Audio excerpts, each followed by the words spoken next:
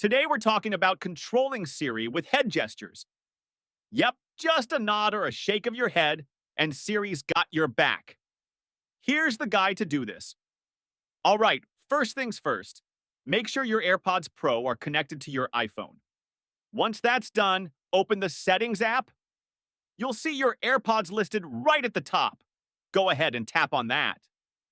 Now, scroll down just a bit, and you'll notice a new option called Head Gestures.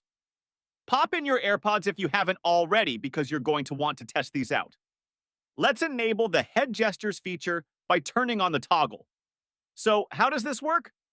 Once enabled, you can use simple head movements to interact with Siri and notifications. A nod means yes, and a shake of your head means no.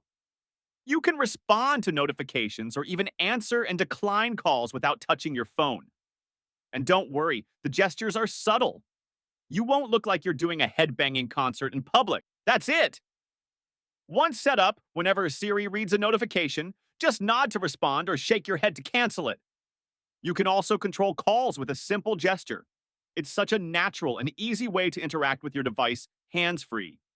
If you found this guide helpful, make sure to give it a thumbs up and don't forget to subscribe for more iOS 18 tips and tricks.